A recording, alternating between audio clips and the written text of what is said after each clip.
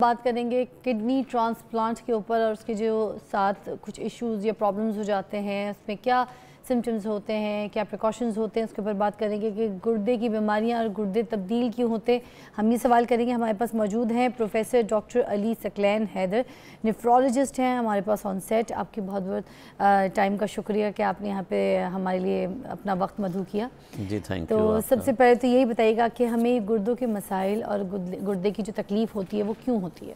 جی بہت شکریہ. سب سے پہلے آج آپ نے اپنے اس پروگرام کے ہیلتھ سیگمنٹ میں مجھے انوائٹ کیا اور بڑا امپورٹنٹ آپ نے جو یہ گردوں کے بارے میں جو بات ہے اس کو لیا ہے، کیونکہ گردوں کے مسائل نہ صرف پاکستان بلکہ پوری دنیا کے لیے اس وقت بہت زیادہ جو ہے نا وہ پھیلاؤ کا شکار ہیں.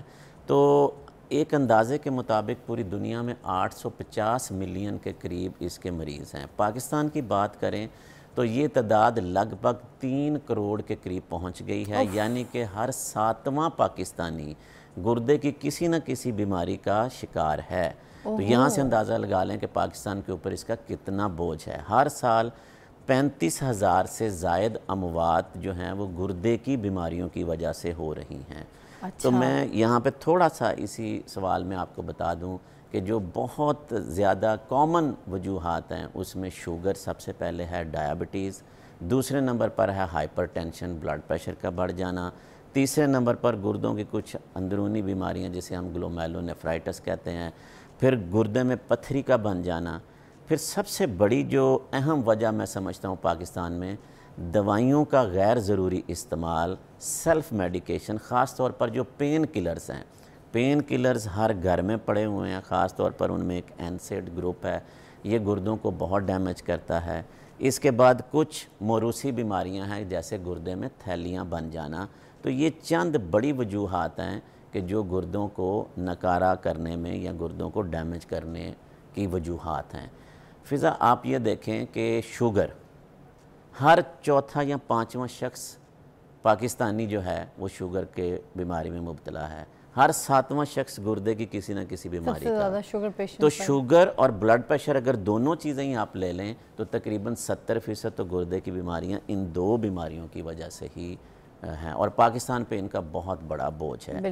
جب ہم ان کے آگے علاج کی طرف آتے ہیں تو آپ دیکھیں کہ پھر یہ بیماریاں اگر ٹائم پہ کنٹرول نہ کی جائیں اور انہی کی سٹیج آگے بڑھتی جائے تو سوائے ڈائلیسس اور ٹرانسپلانٹ کے آپ کے پاس پھر کوئی راستہ نہیں ہوتا. تو بہتر یہاں پہ یہی ہو کہ ان کو یہاں پہ ہی روکا جائے. ہم چاہیں گے کہ یہ بھی بتائیں کہ ٹرانسپلانٹ کے بعد جو ڈونر جو ہوتا ہے اس کی صحت پہ کیا اثر پڑتا ہے اگر آپ گردہ عطیہ کر دیتے ہیں تو؟ آپ نے بہت منفرد اور بہت اچھا اس میں سے سیگمنٹ لیا ہے، اور میں سمجھتا ہوں کہ اس ٹرانسپلانٹ کے حوالے سے خاص طور پر ڈونرز کو فکس کرنا اور ان کو اویئر کرنا یہ بہت ضروری ہے. بہت کم ہماری میڈیا ٹاک یا اویئرنیس اس سلسلے میں ہوتی ہے. ہمارے ہاں ایک بہت بڑا میتھ ہے، جب کبھی بھی ہم نیفرولوجسٹ اپنے پیشنٹ کو جو کہ ڈائلیسس پہ جا چکے ہیں، جن کو ٹرانسپلانٹ کی ضرورت ہے، جب ہم ان فیملیز سے بات کرتے ہیں کہ جی آپ کے فیملی میں سے کوئی ان کو کڈنی ڈونیٹ کر دے، تو یہاں پر اتنے میتھس اور اتنے سوالات جنم لیتے ہیں کہ وہ لوگ اوائڈ کرتے ہیں. وہ سمجھتے ہیں کہ ہمارے ڈونر کو پتہ نہیں کوئی مسئلہ ساری زندگی کے لیے ہو جائے گا. اور میں نے ہم نے کاؤنسلنگ کر کے دیکھی ہے، لیکن لوگوں کے اندر بہت سارے اس حوالے سے ابھی بھی خوف اور مبتلا ہیں. پہلے نمبر پر یہیں سے سیگمنٹ کے آغاز میں ہی بتا دوں کہ پاکستان میں 1 دہائی سے زیادہ کا یہ عرصہ ہو چکا ہوا ہے کہ لا بن چکا ہوا ہے کہ صرف اور صرف جو فیملی ممبرز ہیں وہی کڈنی ڈونیٹ کر سکتے ہیں. نان فیملی ممبرز جو ہیں وہ کڈنی ڈونیٹ اب نہیں کر سکتے. تو ہمیں فرسٹ ریلیٹیوز یا فیملی ممبرز انہی میں سے رہ کر کڈنی ڈونیٹ کرنا ہوتا ہے. اور امپورٹنٹ میسج یہ ہے کہ ڈونیٹ کرنے کے بعد جو کہ آپ کا ڈونر ہے اس کی صحت پر بہت بڑے اثرات نہیں آتے. اللہ تعالیٰ نے شاید یہ 2000 رکھے ہی اس لیے. کچھ لوگ ایسے بھی ہیں جو پیدائشی طور پر ایک گردے سے پیدا ہوتے ہیں، تو وہ بھی تو ساری زندگی اپنی گزارتے ہیں.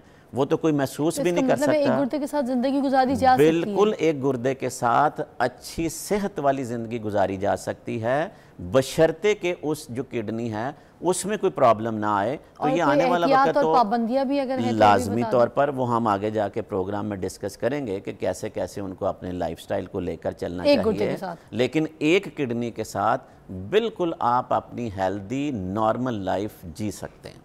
ठीक है, अब जैसे एक बंदे ने अतिया कर दिया, अब उसके पास है ही एक गुर्दा चल रहा है, ठीक है ना, तो अब वो क्या करे, किस तरीके की पाबंदियाँ, कौन सी एहतियात, ऐसी प्रिकॉशंस जो हैं जो बहुत इंपॉर्टेंट है उसके लिए होनी चाहिए, जो उसके लिए डेंजरस कॉज हो सकती हैं, उसके ऊपर ज़रूर बात कर लें। जी, अब आप देखें कि पहले हमारे पास 2 गुर्दे थे, एक गुर्दा आपने डोनेट कर दिया, अब आपका जो पूरा लाइफ का बाकी इन्हसार है वो एक गुर्दे के ऊपर है। इसकी मिसाल आप इस तरह ले लें कि अगर घर में 2 मोटरें लगी हुई हैं और वो 24 घंटे में 12-12 घंटे चलती हैं, तो उनकी लाइफ एक्सपेक्टेंसी जो है वो ज़्यादा होती है, लेकिन एक ख़राब हो जाए तो अब दूसरी को जो स्टैंड बाई थी उसको 24 घंटे काम करना पड़ा, तो उस पर बोझ बढ़ जाता है। ये मिसाल अब सिंगल किडनी वाले बंदे को अपने जहन में रखनी होगी कि अब मेरा एक ही गुर्दा 24 घंटे के लिए काम कर रहा है, जो मेरे पूरे जिस्म को सहारा दे रहा है। कतई तौर पर वो अपनी इस सेहत के हवाले से आंखें बंद नहीं कर सकता। पाकिस्तानी मुआशरे का फ़िज़ा एक बहुत बड़ा मसला है कि सेहतमंद लोग जो है ना, वो कभी ये तवज्जो नहीं करते कि उन्होंने कोई टेस्ट कराने हैं, उन्होंने कोई अपनी लाइफस्टाइल में कुछ चेंज लेके आनी है, अपनी कोई खुराक में तब्दीलियाँ लेके आनी हैं। सबसे पहला काम तो इस डोनर को ये करना होगा कि वो अपना साल में एक दफ़ा जो पूरा चेकअप है जिसमें किडनी के मुतल्लिका टेस्ट हैं, ये लाजमी कराकर अपने मुआलिज के पास पहुँचेगा। इसमें किडनी फंक्शन टेस्ट हैं जिसे हम यूरिया कहते हैं, क्रेटिनिन का टेस्ट कहते हैं, एक यूरिन कंप्लीट टेस्ट है और एक अल्ट्रासाउंड है जो कि उस गुर्दे की शक्ल सूरत या उसमें कोई पत्थरी या कोई और चीज़ ऐसी खुदा न खास्ता तो नहीं बन रही। तो ये 4 बल्कि 5 चीज़ें, इसमें हम ब्लड कंप्लीट भी जिसे CBC कहते हैं। तो अब 5 चीज़ें ज़हन में रखें, CBC, यूरिन कंप्लीट, ब्लड में यूरिया और क्रेटिनिन का टेस्ट और एक अल्ट्रासाउंड, ये किडनीज का हर साल वो कराए। आने वाली ज़िंदगी में साल में एक दफ़ा वो अपने मुआलिज के पास ज़रूर जाए अपने टेस्टों के साथ, बेशक वो नॉर्मल हों। अगली बात जो एहतियात वाली है कि वक्तन फ़वक्तन वो अपना ब्लड प्रेशर चेक करता रहे।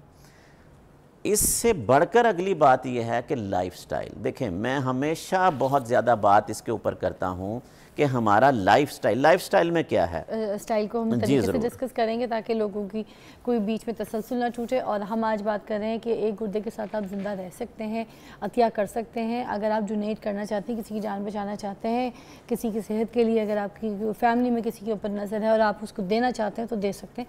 सारी डिटेल्स आप अगर कॉल करना चाहते हैं तो प्रोग्राम में कॉल करके हमारे जो मौजूद मेहमान उनसे पूछ भी सकते हैं। और गुर्दे डोनेट करने के ऊपर जो लोगों के मिथ बने हुए हैं कि नहीं दे सकते या फिर सही नहीं है या एक गुर्दे के साथ आप जिंदा नहीं रह सकते या सर्वाइव नहीं होगा या बहुत सारे ऐसी बातें, तो उसके ऊपर हम डिस्कस करें कि क्या हो सकता है क्या नहीं हो सकता। अच्छा डॉक्टर साहब, मैं आपसे बात कर रही थी कि लाइफस्टाइल क्या हो सकती है एक गुर्दा देने के बाद, जो हमारी लाइफस्टाइल है वो क्या होनी चाहिए नॉर्मली? जी, हम उसी पे बात कर रहे थे और उसमें मैंने कहा कि लाइफस्टाइल के बड़े 2 अहम हिस्से हैं। एक तो ये है कि आपकी खुराक और दूसरा ये है कि आपकी एक्टिविटी क्या है।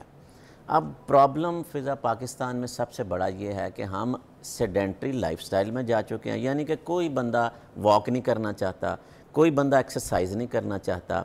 खुराक हमारी की अगर तरफ आ जाएं तो जितनी भी चिकनाई मैक्सिमम हो सकती है हम सारा दिन खाते हैं, जितने भी कार्बोहाइड्रेट या मीठी चीज़ें हम सारा दिन खाते हैं और उसके बाद हम कोई एक्सरसाइज कोई वॉक नहीं करते। मैं कराची रहती थी, लाहौर में तो मैंने नया ट्रेंड देखा तो मैं परेशान हो गई। अब मैं वहाँ पे, अब मुझे समझ आई है, सुबह सुबह पाए निहारियाँ और नान, हाँ वो भी सोडा डाला हुआ नान, सुबह यहाँ से शुरू होती है तेल घी से। मोटापा जन्म लेता है, ब्लड प्रेशर बढ़ता है, शुगर आपकी कंट्रोल नहीं है।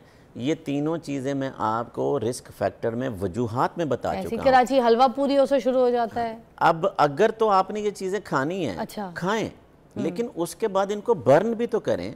آپ کی 2-3-4 کلومیٹر واک ہونی چاہیے, آپ ایکسرسائز کر کے اس کو بند کر سکتے ہیں. سوال یہاں اٹھتا ہے کہ لوگ یہ سمجھتے ہیں کہ اگر گردہ دے دیا تو اس کے بعد تو آپ ہلیں گے بھی تو آپ کا ایک ہی گردہ ہے وہ کہیں اور ڈیمیج ہے, تو کیا واک ایکسرسائز سب الاؤ ہوتی ہے؟ جی بالکل, یہ مت ہے, یہ بہت بڑا خوف ہے لوگوں کے اندر, اور اسی میں ہی ہمارے ہاں تو ایک بندہ بیمار ہوتا ہے اور اس کے بعد اس کی خدمت میں ہی ہم ان کو ڈبل بیمار کر دیتے ہیں, کیونکہ ہم تو اس کو بستر سے نہیں ہلنے دیتے. ایسا نہیں ہے. دیکھیں, بہت زیادہ باڈی بلڈنگ یا ہیوی ایکسرسائز آپ کو ضرورت نہیں ہے, آپ نے اپنی فٹنس کے مطابق چلنا ہے. واک کرنے سے کیا ہوگا, کچھ بھی نہیں آپ کے اس کڈنی کے اوپر افیکٹ آئے گا. آپ ہلکی پھلکی اپنی فٹنس والی ایکسرسائز کر کے اپنی باڈی کو فٹ رکھیں, اس سے قطعی طور پر آپ کو کوئی نقصان نہیں ہے. شادی شدہ لائف ڈسٹرب ہوتی ہے کیا ایک گردے کے ساتھ, یا کوئی پریگننسی کے کوئی ایسے ایشوز تو نہیں آ جاتے؟ آپ نے بہت امپورٹنٹ کویسچن ارائز کیا ہے. سارا دن ہم کلینک پہ جو ایسے پیشنٹس جن کو ہم ڈونرز کو ہم موٹیویٹ کر رہے ہوتے ہیں ان فیملیز کو, اگر وہ خاتون ڈونر ہے تو یہی سوال آتا ہے کہ جی یہ تو غیر شادی شدہ ہے تو آگے جا کے مسئلے ہوں گے, اگر شادی شدہ ہے تو جی سسرال اس کی اجازت نہیں دیں گے کیونکہ اس کی بچوں کا یا آنے والے اس پہ فرق پڑے گا. اگر وہ مرد ہے تو وہاں پہ بھی یہی نظام سامنے آتا ہے کہ جی کہ اس کی آنے والی جو ازدواجی زندگی ہے اس کے اوپر تو کوئی فرق نہیں پڑے گا. آج میں کلیئر کر دوں کہ یہ دونوں چیزیں غلط ہیں.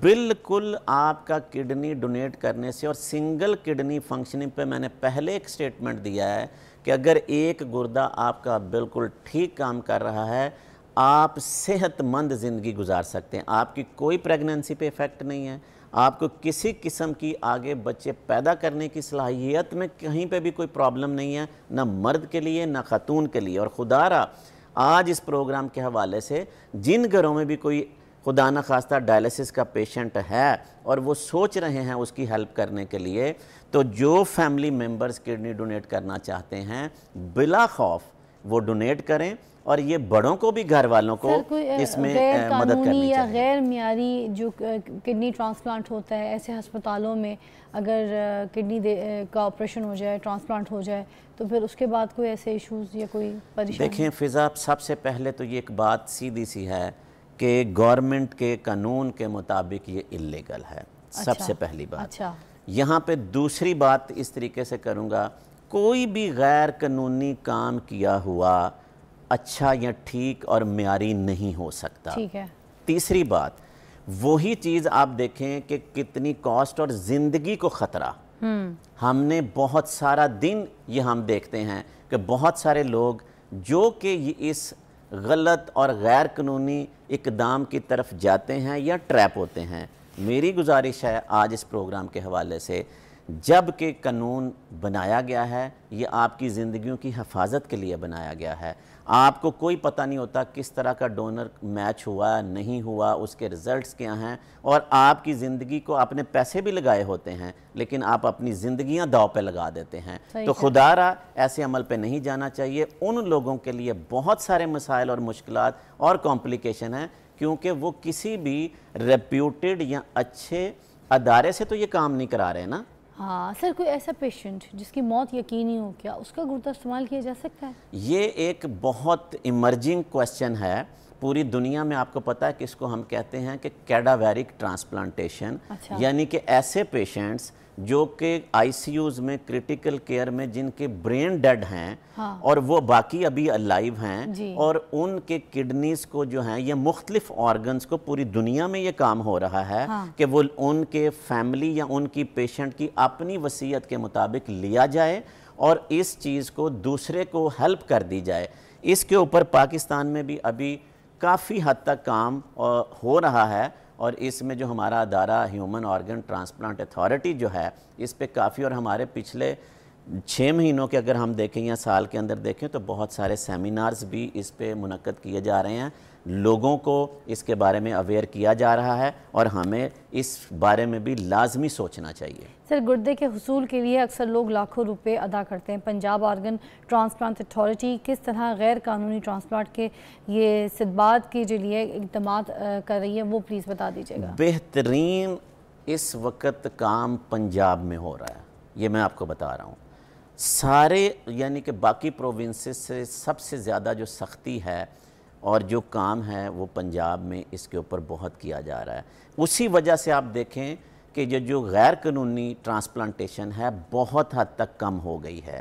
یہ صرف اکا دکا اب آپ کو کوئی ایک آدھ کبھی انسیڈنس نظر آتا ہے اور وہ بھی پکڑ لیا جاتا ہے, پھر اس پہ بھی وہ ساری چیزیں. تو میں سمجھتا ہوں کہ اس میں جو ہمارا یہ ادارہ ہوٹا ہے, پنجاب ہوٹا, اور باقی بھی جو پروونسز ہیں لازمی طور پر اس پہ کام کر رہے ہیں, لیکن پنجاب میں تو خیر اس کا ایک ایگزامپل سیٹ ہو گئی ہے کہ یہ جو غیر قانونی ٹرانسپلانٹیشن, غیر معیاری ٹرانسپلانٹیشن تقریباً ایلیمینیٹ ہوتی جا رہی ہے.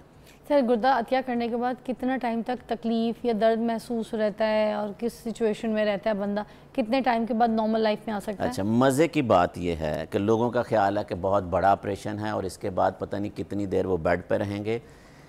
آپریشن کے اگلے دن ہم مریض کو کھڑا کر دیتے ہیں, سو کوئک, وہیں پہ ہی اس کی واک سٹارٹ ہو جاتی ہے ویری نیکسٹ ڈے. ٹھیک ہے. چوتھے یا پانچویں دن مریض اس قابل ہوتا ہے کہ وہ اپنے پاؤں پر چل کر گھر چلا جاتا ہے, ڈسچارج ہو جاتا ہے ہاسپٹل سے. ٹھیک ہے. اس کے بعد دیکھیں ہفتہ 2 ہفتے صرف جو ہلکی پھلکی اس کو پین, باقی اس کی اپنی ول پاور اس کے اوپر ڈیپینڈ کرتا ہے. ہماری نظر میں ودن 1 منتھ اگر کوئی بہت بھی ایسا کام شام والا بندہ ہوگا وہ اپنے کام پہ آرام سے جا کر اپنا کام کر سکتا ہے. Thank you so much doctor Ali, آپ نے ہمیں ٹائم دیا, بہت اچھی ہماری رہنمائی کی. اینڈ میں کوئی میسیج دینا چاہتے ہیں تو پلیز. جی تھینک یو آپ کا کہ آپ نے بلایا. میرا ہر پروگرام کے بعد ایک ہی میسیج ہوتا ہے کہ جو یہ اویئرنیس دی گئی ہے خدا را اس پہ عمل کریں, اور سکریننگ جو میں نے 4 ٹیسٹ کہے تھے نا یہ ہر پاکستانی کرا لے. سی بی سی, ٹھیک ہے, یورین کمپلیٹ, یوریا کریٹینین, ایک الٹراساؤنڈ. ڈونرز کے علاوہ بھی ہر صحت مند شخص یہ کرا لے. اس کی یہ فائل بنی ہونی چاہیے کہ اس کی ہونی چاہیے, اس کو پتا ہو. اور میسیج یہی ہے کہ صحت مند معاشرہ ہی صحت مند پاکستان کی نشانی ہے. ماشاءاللہ. جی آپ سر, بہت شکریہ آپ کی تشریف آوری کا. ابھی ایک بریک پہ جائیں گے, بریک کے بعد واپس آئیں گے. تو ایک ٹرو سٹوری ہے, میرے ساتھ رہیے گا.